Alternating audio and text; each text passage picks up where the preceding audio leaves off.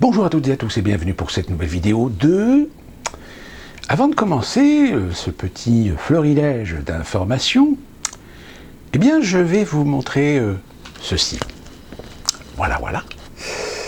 Vous voyez, voilà, ça c'est le document qui a alors 1, 2, 3, 4, 5, 6 pages. 6 pages que vous recevez lorsque vous vous faites vacciner. Oui, j'ai pris mon petit vaccin, ma première dose ce matin. Écoutez, pour l'instant, tout va bien. Je n'ai même pas d'ailleurs de réaction musculaire comme en règle générale quand on a une injection intramusculaire. On a toujours une petite réaction. Là, pour l'instant, je n'ai absolument rien. Je ne sens absolument rien. Je suis tout à fait normal. Et de toute façon, même dans les prochains jours, je vous informerai savoir s'il se passe quelque chose ou pas. Et ma deuxième dose, je crois, c'est au mois de juin. Mais alors, donc ce fameux document, donc, qui est remis, on vous fait signer évidemment une décharge aux États-Unis, normal. Et eh bien, j'ai envie de dire à tous ceux qui sont les pro-vaccins, qui disent oui, il faut se faire vacciner, ça va vous protéger, etc. Eh bien, de ce document, donc aux États-Unis, il est bien stipulé sur ce document, What is the Moderna COVID-19 vaccine? Puisque j'ai été vacciné avec le Moderna, ma femme a été vaccinée avec le Pfizer. The Moderna COVID-19 vaccine is an approved vaccine that may prevent COVID-19. Ce qui veut dire que le vaccin, le Moderna, est un vaccin non approuvé qui va servir à peut-être vous prévenir contre le Covid-19. There is no FDA approved vaccine to prevent COVID-19. Il n'y a pas de vaccin approuvé par la FDA, donc la Food and Drug Administration, donc c'est l'administration fédérale qui donne les agréments officiels pour tout ce qui est médicaments et toute réglementation sanitaire, etc., sur le plan santé et évidemment sur le plan alimentaire. Et donc voilà, c'est écrit noir sur blanc qu'en fait, il y a une pandémie et qu'aujourd'hui, l'administration américaine a lancé une campagne de vaccination avec un différent nombre de vaccins, certains plus recommandés que d'autres, autres plus agréés que d'autres, mais qui, parce qu'ils n'ont pas fini, en réalité, les phases de test, eh bien, les administrations américaines ne déclarent pas ces vaccins comme approuvés. Ils les ont déclarés comme pouvant être utilisés, à condition qu'évidemment les patients sur qui ces traitements sont utilisés sont évidemment avertis. Alors vous avez toutes les questions. Ils vous présentent, donc vous signez une décharge comme quoi vous n'avez pas d'allergie, vous n'avez pas de fièvre, que vous n'avez pas d'allergie ou de problème sanguin, que vous n'êtes pas enceinte. Donc voilà, il y a vraiment toute là, je dirais même, là bon, évidemment c'est synthétisé, c'est pas les termes techniques, etc. Et ils vous disent quels sont les risques du vaccin Moderna, donc les difficultés à respirer, des sueurs, des phases cardiaques, voire aussi des démangeaisons. Autres petites évidemment inflammations qui peuvent avoir au niveau musculaire, etc. Et évidemment, si jamais vous ressentez ou si vous avez ces symptômes, alors ce sont des symptômes que vous devez ressentir évidemment de façon très prononcée, pas genre une petite gratinette, etc. Eh bien, on vous fournit donc toutes les coordonnées du VAERS, donc ce fameux site sur lequel vous pouvez vous être orienté pour vous inscrire et vous signaler comme étant potentiellement victime d'effets secondaires indésirables. Et ensuite, consulter un médecin pour déterminer si les effets secondaires persistent dans les 2 ou 3 jours après la prise de vaccin, eh bien, il y a ensuite un dossier qui est fait pour vous rapprocher auprès des services et puis à terme, si l'administration américaine juge que les laboratoires ont peut-être failli sur l'élaboration d'un vaccin, et bien dans ce cas-là, l'administration américaine pourra se réserver le droit de se retourner contre les laboratoires. Ce qui n'est pas le cas en Europe. Puisqu'en Europe, l'Union européenne, la Commission européenne a signé le contrat avec les laboratoires, comme quoi c'est l'Union européenne qui assumera les pots cassés, et non pas les laboratoires. Donc voilà, pour la petite histoire. Donc je vous tiendrai au courant, savoir si je me transforme en mutant ou pas. Ma deuxième dose est prévue, je crois, le 16 ou 26 ou 28 juin, je ne sais plus exactement. Donc c'est intéressant parce que comme avec ma femme donc est en Pfizer et moi je suis en Moderna, donc comme ça vous aurez un suivi de deux. Ma femme pour l'instant, elle se porte très très bien, elle n'a aucun souci, aucun problème particulier pour l'instant. Alors attention, ce que je dis là, c'est notre expérience personnelle. Ça ne veut pas dire que notre expérience fait foi de vérité pour tout le monde. Il est évident que, et ça je le dis toujours, il ne faut pas prendre les cas particuliers pour des généralités. Il existe aujourd'hui des problèmes très concrets, surtout aux États-Unis. Aujourd'hui, si vous allez sur le fameux site de suivi justement des effets secondaires, j'essaierai de penser de vous mettre le lien en commentaire pour que vous puissiez aller voir. Bon, évidemment, c'est en anglais, mais comme ça, vous allez pouvoir juger par vous-même. Sachant que les États-Unis n'est pas une bonne référence, on va dire, en matière de société, comme je vous l'ai dit dans plusieurs vidéos, c'est une société qui est quand même relativement malade. C'est une société où, si vous rencontrez des Américains, si vous en trouvez un qui ne prend pas, ne serait-ce même qu'un seul traitement, vous aurez de la chance. Quasiment tous les Américains ont tous un traitement, ont tous un médicament à prendre pour ceci ou pour cela, pour n'importe quoi, etc. Donc alors on est vraiment dans une société très très médicamentée, avec évidemment énormément cette culture du malade imaginaire. Là, je peux dire que si Molière avait fait une pièce à son époque qui était très révélatrice déjà des hypochondriaques maladifs, on peut dire que franchement aux États-Unis, j'ai jamais vu autant d'hypochondriaques de ma vie, et pour tout, et parfois même pour n'importe quoi. Donc, à partir du moment où vous comprenez que là-dessus, vous rajoutez une société très aseptisée, une société très aseptisée finit par générer, de génération en génération, par la voie aussi de la génétique, des individus qui ont des défenses immunitaires affaiblies. Et de ce fait, dès qu'il y a un petit virus, dès qu'il y a une petite maladie, etc., ça y est, poum, ils sont les candidats prioritaires. Alors, pensez une pandémie comme un SRAS, alors là, c'est festival. Donc voilà pour cette petite première partie de cette vidéo. Le 19 mai, ça y est, c'est passé. Oui, ça y est, les terrasses ont réouvert, les bars ont réouvert, les lieux de spectacle ont réouvert, les cinémas ont réouvert. Et oui, ça a été la précipitation, d'ailleurs, dans pas mal de cinémas, aussi bien à Paris qu'en province. Beaucoup de gens ont répondu présent, finalement, à la réouverture des cinémas. Les résultats de ce mercredi ont été plutôt très positifs, mais évidemment, certains professionnels le disent. Ils disent, attention, il y a le phénomène de reconquête, de rejouir de cet instant, de ces instants, et d'ailleurs la preuve en est, c'est que même les terrasses, les policiers dans certaines petites villes ou grandes moyennes villes, ou surtout à Paris, ont eu beaucoup de difficultés à pousser les gens à rentrer chez eux, puisque le couvre-feu est à 21h. Sur Paris, il y a eu beaucoup de difficultés finalement, et beaucoup d'indiscipline aussi, soyons honnêtes pour le dire. Mais force est de constater qu'en effet, les comportements, alors il y a eu à Rennes des jeunes qui se sont rassemblés, qui ont commencé à faire une partie, etc. Les policiers ont été obligés d'utiliser des bombes lacrymogènes, mais sinon, globalement, dans la plupart des villes, ça s'est plutôt bien passé, même si, encore une fois, nous sommes là en face de comportements très individualistes, de comportements très irresponsables, du fait que, parce qu'on tout d'un coup, on lâche un petit peu de lest, on fait de la réouverture progressive, etc., et bien malheureusement, il y a des gens qui ne comprennent pas et qui en abusent.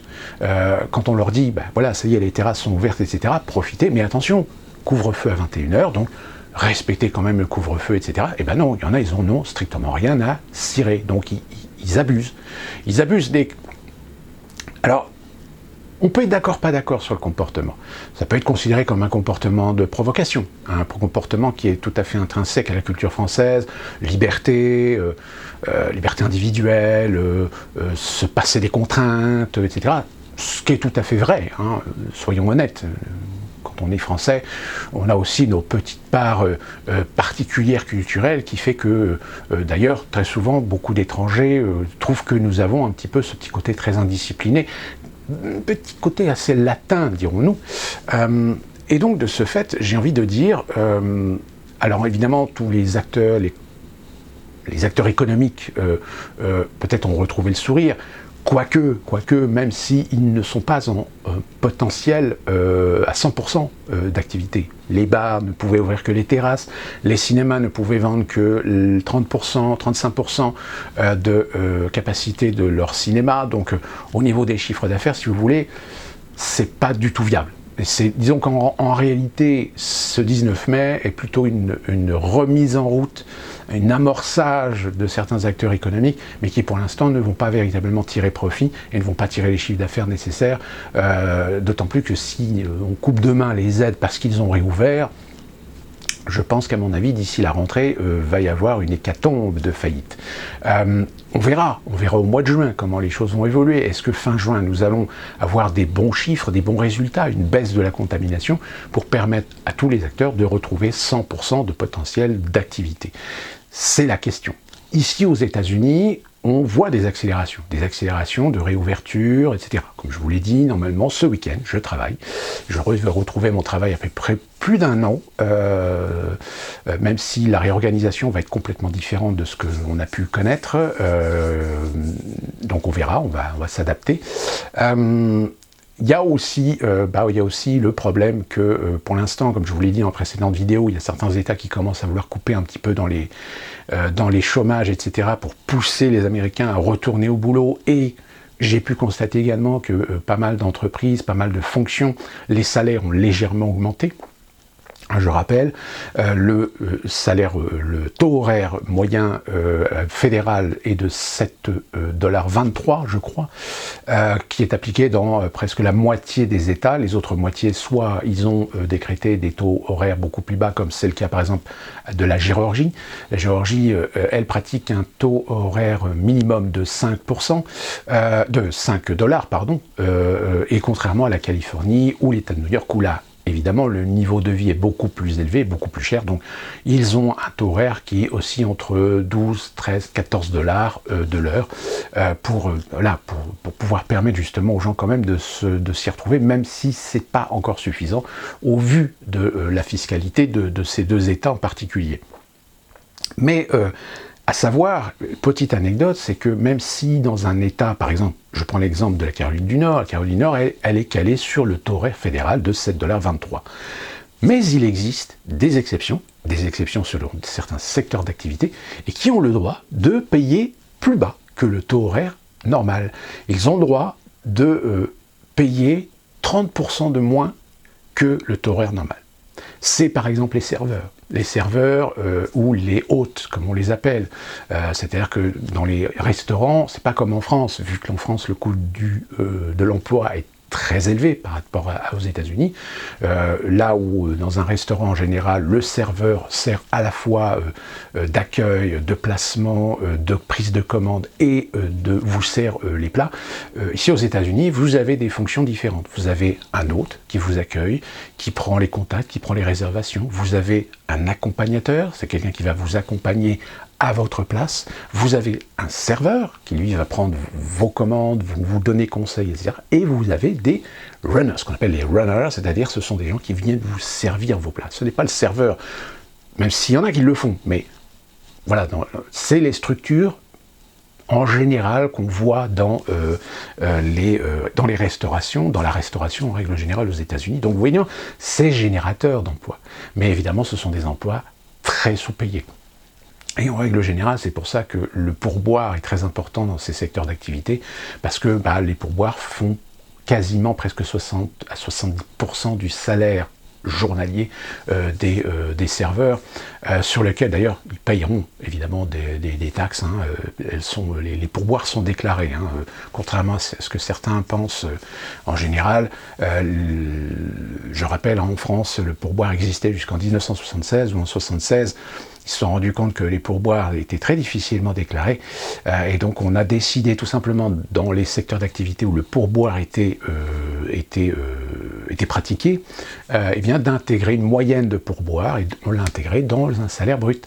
Donc c'est-à-dire qu'aujourd'hui, le salaire brut dans les conventions collectives, de la restauration, du service, de tout ce qui pouvait toucher éventuellement la pratique du pourboire, sachez que dans le salaire, aujourd'hui, est intégré automatiquement une moyenne de pourboire perçue à l'année. Alors évidemment, hein, c'est un calcul qui a été fait il y a très très longtemps, en 1976. Donc aujourd'hui, on ne parle plus de ça. Hein. Et je rappelle qu'en France, le pourboire est interdit, hein, normalement, puisque service compris, hein, marqué sur le ticket. Même si aujourd'hui, beaucoup de touristes croient que c'est une pratique qui se fait, il y a une tolérance. Voilà, il faut savoir que le législateur a une tolérance par rapport à ça, à partir du moment où ça ne dépasse pas un certain montant. Si vous voulez, c'est un peu comme aux États-Unis. Aux États-Unis, vous pouvez travailler au black à partir du moment où vous n'êtes pas payé plus de $60 pour la prestation. C'est-à-dire vous pouvez par exemple faire une garde d'enfants ou faire une tonte de pelouse, etc. Si dans la journée vous ne gagnez pas plus de $60, eh bien c'est pour vous, c'est dans votre poche, vous n'êtes pas obligé de le déclarer. Voilà, c'est une petite tolérance fiscale qui est accordée d'une manière générale aux États-Unis. Quoique $60 par jour, je ne sais plus si c'est $60 par jour, où il y a un montant minimum, je crois, par mois. Je crois que moi, personnellement, quand j'avais fait des prestations, justement, je m'étais renseigné pour savoir s'il fallait que je les déclare ou pas. Et je ne me souviens plus si c'était pas moins de $600, je crois. 600 ou $500. Mais c'est pareil, ça dépend des États. Hein, c'est compliqué. Et donc, pour revenir à ce 19 mai, donc, qui est la première phase de déconfinement, oui, en effet, le problème, c'est que on va voir en effet comment les choses vont évoluer. Est-ce que les acteurs économiques, est-ce que les entreprises, etc., vont finir par s'y retrouver avec les aides. Évidemment, les aides de l'État qui vont continuer à tomber, puisque tant qu'on n'est pas officiellement en retour à une activité normale, c'est-à-dire une activité à 100% de potentiel des entreprises, quelles qu'elles soient, dans quelque secteur que ce soit, pour l'instant, ces entreprises vont pouvoir continuer à avoir des aides. Mais on sait déjà que bon nombre d'acteurs économiques ont déjà mis la clé sous la porte. On estime d'ailleurs sur Paris que je crois avoir vu le chiffre qu'il y a déjà presque 1200, chiffres à partir de 2019. Hein, à partir de 2019, on a déjà une estimation de près de 1200 commerces dans Paris qui ont définitivement déjà fermé, qui ont mis la clé sous la porte. Alors, sous différents statuts, soit liquidation, faillite, etc., où le propriétaire a décidé, ou le tenancier le propriétaire du commerce ou du bail, de l'activité commerciale a décidé d'arrêter avant de se retrouver plus dans le trou. Donc en effet, déconfinement est une chose, aux États-Unis donc ça progresse, etc. Mais on a des sons de cloche en effet. On a des sons de cloche du côté des vaccins, par exemple. On a déjà des laboratoires qui mettent un jalon sur une potentielle troisième dose qui pourrait être donnée à l'automne, voire peut-être novembre-décembre. On a le son de cloche de certains qui commencent à être inquiets sur l'impact que peuvent avoir des variants.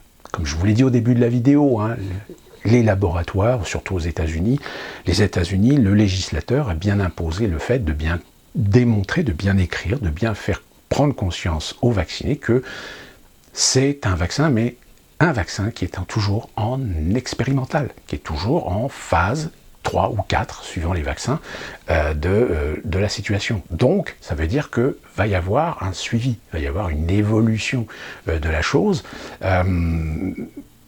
et ça va être pareil un peu partout. À regarder certainement peut-être en Grande-Bretagne, voir comment en Grande-Bretagne les choses se passent. Il semblerait qu'en Grande-Bretagne, les choses se passent plutôt bien, que l'immunité collective fonctionne, mais encore une fois de plus, il y a toujours le problème du variant. et le variant, est-ce que dans l'eau des variants, qui aujourd'hui sont connus, alors je répète, il y en a il y en a beaucoup des variants, sauf que sur une centaine de variants, vous allez en avoir 2 ou 3 qui en effet vont peut-être inquiéter, qui vont attirer plus l'attention des chercheurs et des scientifiques sur sa composition et sur sa virulence en matière de Covid. La Covid que vous pouvez choper sans être, je dirais, avoir une capacité aggravante pour les personnes, en sachant qu'évidemment nous parlons de Covid, nous parlons de SRAS, et donc toujours les mêmes personnes avec des comorbidités, avec des problèmes de santé plus particulièrement liés à la respiration, aux poumons, ou autres fragilités, on va dire, ou sensibilité de leur pathologie particulière. Alors j'ai pas la liste en tête de tous les cas particuliers sur lesquels il faut faire attention, et évidemment les personnes âgées qui sont les plus sensibles éventuellement à subir des aggravations en cas de contamination du virus, et qui plus est d'un virus qui est actif, puisqu'on est toujours aussi dans ce cas d'avoir le Covid, mais d'être asymptomatique, mais contaminant. Et d'ailleurs, le document que je vous ai montré au début le dit, il le dit, si vous êtes vacciné, ça ne veut pas dire que vous êtes protégé, c'est automatiquement, c'est-à-dire que vous pouvez choper le Covid, et qui plus est, vous pouvez choper une forme virulente de Covid. Finalement, ça rejoint exactement tous les autres traitements qui existent depuis l'aube de l'humanité. C'est-à-dire que si les traitements, les médicaments que vous prenez, même l'aspirine, quand vous avez un mal de crâne, il y a 90% des gens sur qui l'aspirine va fonctionner. Et vous aurez toujours 10% de gens sur lesquels l'aspirine n'aura aucun effet. Parce que leur pathologie fait que ils ont besoin de quelque chose d'un peu plus costaud. La grippe. Je veux dire, les épidémies de grippe, alors chaque année on dit oui, il y a des dizaines de milliers, il y a des centaines de milliers de personnes qui ont été traitées pour la grippe, etc. Là encore, ça aussi, ça sert aussi aux chercheurs, ça sert aussi aux scientifiques, aux biologistes, pour étudier l'évolution de l'immunité collective par rapport à la grippe. Combien de vaccinés, combien de pas vaccinés ? Quelles sont les personnes qui ont été atteintes et qui ont développé les formes graves de la grippe? Est-ce qu'ils ont été vaccinés, pas vaccinés? Est-ce qu'ils ont été vaccinés il y a longtemps? Combien d'années? 2 ans, 3 ans, 4 ans? Est-ce qu'ils ont fait un rappel ou pas? Quelle est leur proportion? Quelle est leur activité? Est-ce qu'ils ont déjà des antécédents médicaux qui font qu'ils ont peut-être des bronchites, ils ont des bronches fragiles ou sont exposés, etc. Donc vous voyez, c'est un ensemble énorme de données qui ne peuvent pas dire oui c'est bon ou c'est pas bon, ou c'est un peu, si vous voulez, c'est un peu comme la météo. Quelqu'un qui fait la météo, alors si aujourd'hui on réussit plus ou moins à donner une estimation de ce qui va potentiellement arriver dans votre région par les bulletins météorologiques. Les bulletins météorologiques, pourquoi ça fonctionne? Ça fonctionne tout simplement parce que déjà, la météorologie est une science très jeune. C'est une science qui, dans un état, dans un fonctionnement, a peut-être un siècle et demi. Sauf qu'il y a beaucoup de données, beaucoup plus sporadiques, beaucoup plus imprécises qu'on a pu collecter dans les autres siècles. Et avec toutes ces données, à partir du moment où on a commencé à faire des relevés de pression atmosphérique, des relevés de température, les impacts, etc., à l'échelle humaine, évidemment, toutes ces données, ça devient compliqué. C'est-à-dire que là, il faudrait des millions et des millions de gens pour faire des statistiques, faire des calculs, des graphiques, etc. Ce que l'informatique a pu aider. C'est-à-dire qu'aujourd'hui, les supercalculateurs que possèdent aujourd'hui les services météorologiques permettent de compiler toutes ces données et sortir une estimation viable à 90 ou 95%. De ce que, selon les données que nous avons actuellement, on peut développer un modèle et se dire, tel jour en 1923, on a les mêmes données qui ont amené une issue d'une météo de telle météo. Orage, pluie, vent, etc. Donc on a aujourd'hui des modèles, on a pu compiler des modèles qui permettent justement, grâce à toutes ces données, eh bien, quand on collecte des données actuelles, les données qu'on collecte là aujourd'hui, eh bien on peut estimer, par exemple ce soir ou demain, que le temps va être plutôt nuageux, plutôt éclairé, etc. Mais ça ne veut pas dire que c'est une science exacte à 100%. Il y a toujours le petit paramètre, le petit détail, la goutte d'eau qui va faire déborder le vase de ce que le supercalculateur, lui, vous a dit, ben voilà, voilà mon échantillon de données qui permettent de dire que demain il va faire beau, il va pleuvoir, etc. Eh bien, la médecine, c'est pareil. C'est exactement pareil. C'est-à-dire que dans la multitude d'individus, comme je vous l'avais déjà expliqué dans une vidéo, si vous prenez 10 personnes qui ont exactement les mêmes pathologies, qui ont exactement les mêmes niveaux de vie, qui ont exactement le même niveau de santé, qui s'alimentent exactement pareil, qui font de l'exercice de façon pareille, eh bien vous les exposez à un virus et vous allez vous rendre compte que non seulement chacun d'entre eux vont peut-être développer des formes différentes, vont avoir des impacts différents, et les traitements qu'on va leur donner, eh bien ils vont peut-être être 5, 6 à, je dirais, développer les mêmes symptômes par rapport au traitement et réagir de façon identique, mais vous aurez toujours au moins une portion de gens qui vont avoir des réactions différentes. Donc à partir du moment où vous comprenez ça, vous le multipliez par les dizaines de milliers, les centaines de milliers, les millions, les milliards d'individus qu'il y a sur Terre, en sachant que chaque individu est différent, vit différemment, a des prédispositions physiques différentes, que nous savons par exemple qu'entre nous les blancs et les afros, il y a parfois certaines petites différences qui font que les traitements sont parfois différents. Idem avec les personnes d'origine asiatique. Même si génétiquement nous sommes tous construits pareil, nos différences morphologiques font qu'elles ont quand même une notion, elles ont quand même un impact sur un certain nombre de traitements, sur une façon de percevoir et d'assimiler un certain nombre de traitements de par nos spécificités morphologiques et de nos origines et de nos racines génétiques. Donc à partir du moment où on comprend ça, on comprend ce qui se passe aujourd'hui. Urgence, pandémie, il faut absolument trouver un remède. Donc le remède, c'est le vaccin. Et malheureusement, on vit dans un monde mondialiste, on vit dans un monde de business, de capitalisme, d'ultralibéralisme, et force est de constater que malheureusement, si nous avions eu la santé, tout le domaine de la santé, de la recherche, du développement de traitements, de vaccins, etc., tous ces organismes à l'échelle mondiale dépendaient uniquement des pouvoirs étatiques, je peux vous garantir qu'on aurait très rapidement trouvé une solution. Sauf que ce n'est pas le cas. Puisque les organismes étatiques n'ont quasiment plus rien. C'est-à-dire qu'aujourd'hui, les États sont en short. Ils dépendent de plus en plus de laboratoires privés. Hormis peut-être certains pays comme la France avec l'Institut Pasteur, la Russie aussi, qui possède aussi ces organismes de recherche, les États-Unis aussi ont des organismes de recherche, mais malheureusement, force est de constater qu'on ne va pas laisser le développement de traitements à des organismes dépendants d'États, à des organismes publics. Regardez déjà l'Institut Pasteur. Comment les Français ont réagi? Ils se sont dit, mais attendez, l'Institut Pasteur, c'est quand même pas des amateurs. C'est quand même un organisme historique et compétent. Pourquoi tout d'un coup, l'Institut Pasteur a finalement abandonné?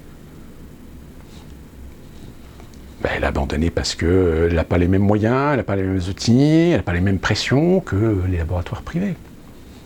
Force est de constater la chose.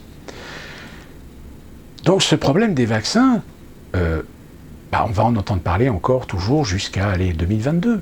C'est-à-dire que tant que au moins 70% des populations ou 80% des populations de chaque pays a reçu ces 2 doses et qu'après les 2 doses, il faut attendre à peu près 6 mois pour faire véritablement un état, un premier bilan crédible de la situation et de la viabilité même des vaccins. Donc ça veut dire que l'État, bon, aux États-Unis, on est plutôt bien, en Angleterre, ils sont bien avancés, en Israël, l'Israël, c'est déjà le pays sur lequel on peut déjà commencer à regarder un petit peu ce qui se passe. Mais il faut attendre au moins la rentrée, septembre, octobre. Et plus globalement, pour avoir des comparatifs, attendre l'année prochaine, 2022. Aux États-Unis, on y verra un petit peu plus clair qu'en 2022. La France, qu'est-ce que vous voulez que je vous dise ?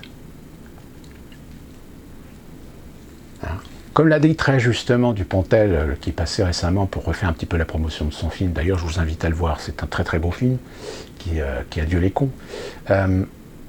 J'ai envie de dire, il a raison de dire qu'il était très content qu'on réouvre les cinémas. Mais que, de par ses contacts qu'il a, lui, il disait que c'était trop tôt. Que c'était trop tôt, qu'on n'avait pas encore toutes les données pour commencer véritablement à relancer la machine. Et il est vrai que, de plus en plus, sur les réseaux sociaux, on entend ce son de cloche. C'est que il y a la pression. Il y a la pression du peuple. Il y a le ras-le-bol du peuple. D'un côté, vous avez un État, un président, un gouvernement, et je dirais même une institution, qui est consciente que le français est devenu une poudrière et qu'il suffit de peu de choses pour allumer la mèche. Donc qu'est-ce qu'on fait ? Est-ce qu'on essaie de maintenir les Français avec des mesures sanitaires restrictives, couvre-feu, etc. Le problème, c'est qu'il y a un moment donné où, si ça pète, ça risque de faire mal. Très mal.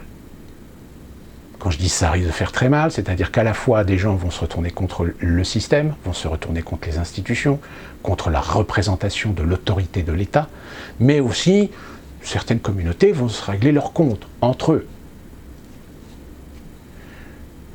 Donc on essaie de lâcher un peu de lest. Et je pense que ce qu'actuellement le gouvernement est en train de faire, c'est-à-dire qu'ils essaient de lâcher un petit peu de lest en laissant l'espoir inconscient que ça y est, c'est bon, on va pouvoir retrouver une vie normale. Je vous l'ai dit et je le répète, il n'y aura pas de vie normale. Il y aura une nouvelle vie, un nouveau système, il y aura de nouvelles règles à suivre, mais revenir à la vie normale où on fait tout et n'importe quoi, n'importe comment, liberté absolue et tout le tralala, non, c'est niette. L'autre aspect du risque, c'est qu'évidemment, s'ils lancent le déconfinement progressif jusqu'à fin juin, ils se disent au moins fin juin, il y a les vacances. Hop, les gens vont partir en vacances. Alors évidemment, il y a des gens qui me disent oui, mais alors là, vu que les gens vont perdre leur boulot, ils n'ont plus d'argent, etc. Chaque année, on nous fait le même topo. Chaque année, il y a des mouvements sociaux. Regardez les Gilets jaunes depuis 2018 qui sont dans les rues. Et à chaque fois, on disait oui, mais ça va péter. Puis ça pète pas. Alors évidemment, le foyer continue à monter, mais est-ce qu'il va y avoir vraiment une explosion au mois de juillet, au mois d'août ? Pas sûr. Et comme l'État et le président, avec l'élection 2022, ils savent qu'ils ne peuvent pas se permettre de laisser les Français exploser à la rentrée, qu'est-ce qu'ils vont faire ? Hop, ils vont reconfiner. C'est-à-dire qu'ils vont faire en sorte, peut-être 15 août, de dire oula, regardez, ça augmente. Oula, les contaminations, la 4e vague est arrivée. Et tac. Peut-être que je me trompe, hein. Peut-être. Mais j'ai du mal à croire que Macron va se lancer dans une campagne présidentielle en 2022 en laissant les Français revenir à une vie pseudo-normale, avec une activité économique réouverte à 100% du potentiel, parce que de toute façon, une fois la pandémie calmée, il y a un tsunami économique qui arrive, et qui va nous tomber dessus. Là déjà, l'inflation est arrivée en Angleterre, l'inflation arrive aux États-Unis, on le voit. Bon, là, ici, avec ce qui s'est passé avec le Colonial Pipe, qu'il y a eu un problème la semaine dernière. On a notre essence qui est normalement l'essence ici aux États-Unis, enfin ici en Caroline du Nord, ça peut aller de 1,95 $, ça peut monter à 2,20 $. Là, avec les pénuries, c'est monté presque à 2,80 $ le gallon. Mais voilà, il y a un phénomène qui l'explique. Mais d'une manière générale, on commence à voir des prix qui augmentent sur des produits de première nécessité. Pénurie. Oui, les pneus, par exemple. Là, on commence à voir les pneus qui commencent à augmenter.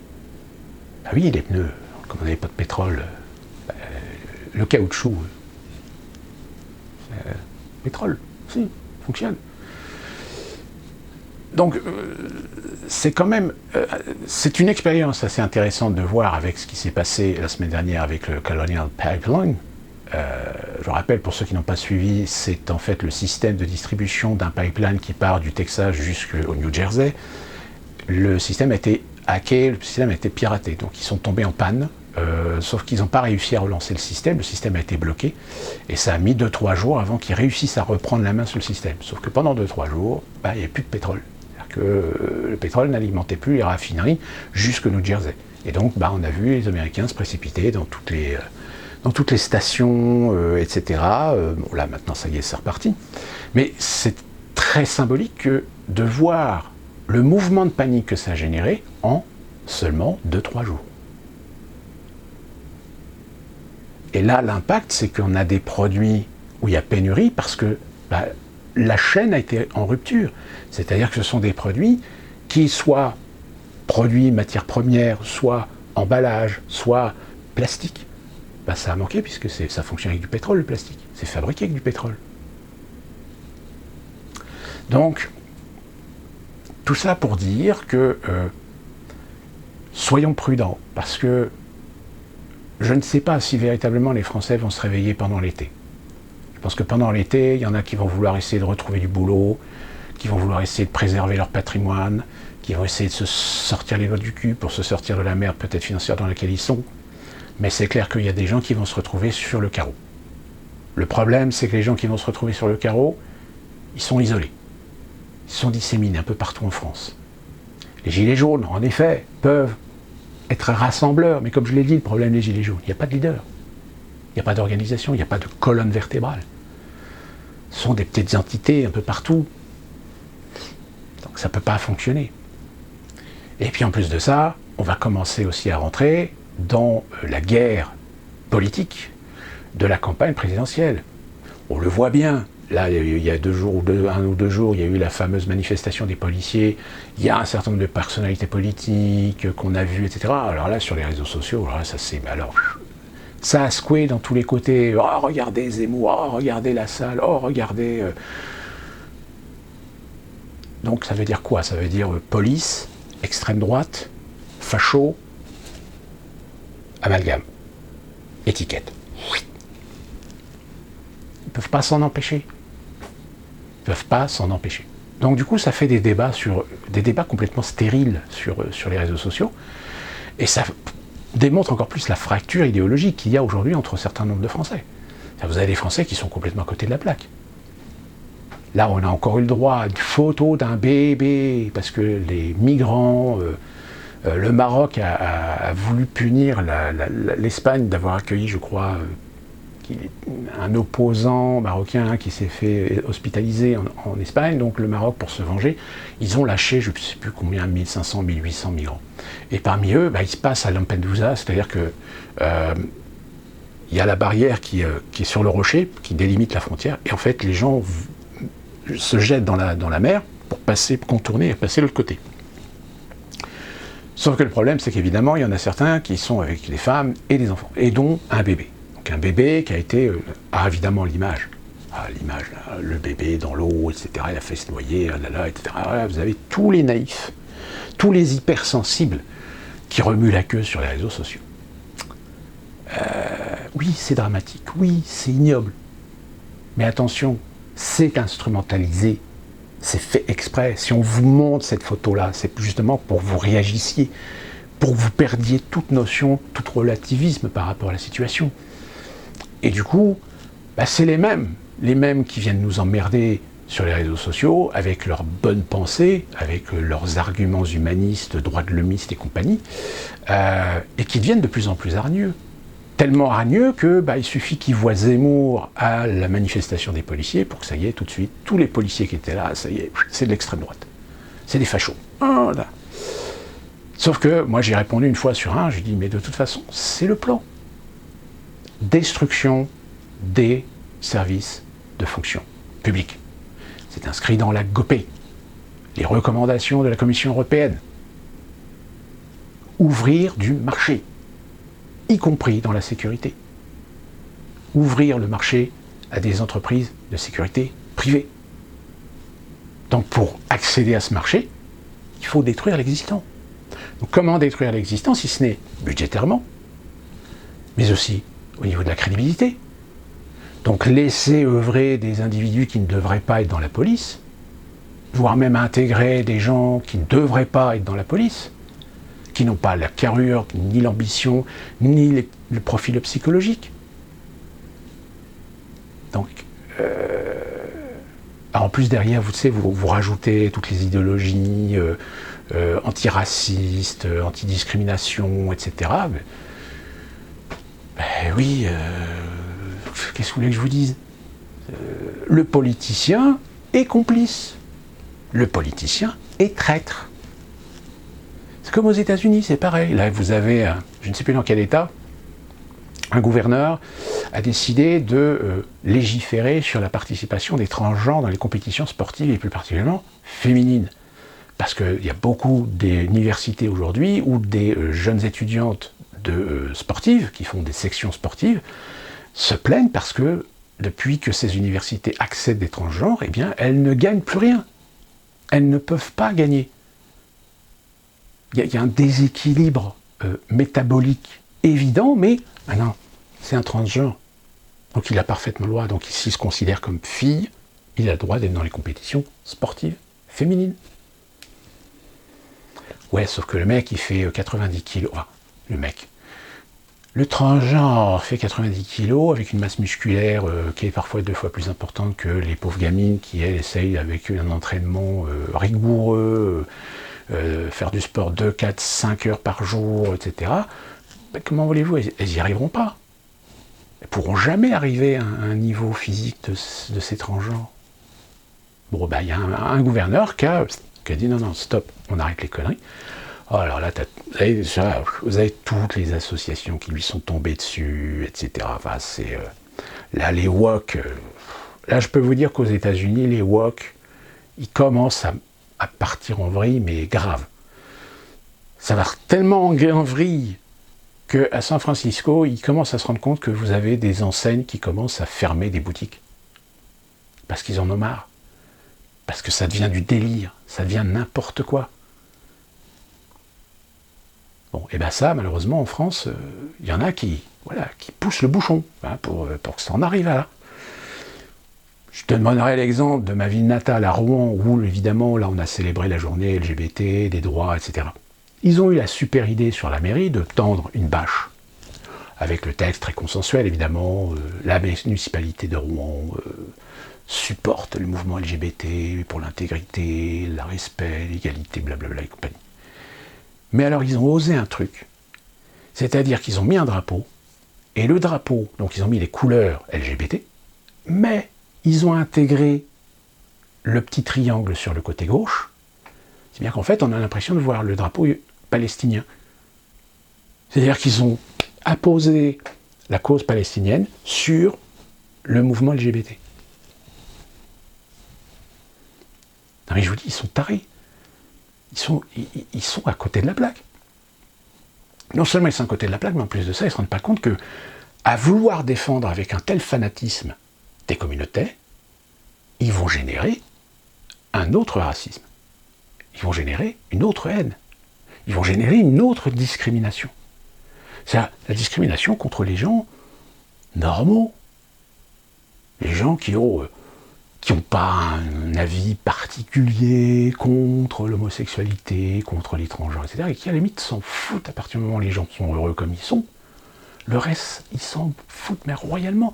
Même au sein de la communauté LGBT, même au sein des gays, des lesbiens, des transgenres, etc., la majorité d'entre eux sont conscients du danger que prend ce fanatisme religieux qu'ils sont en train de faire avec les mouvements LGBT, surtout aux États-Unis. Donc,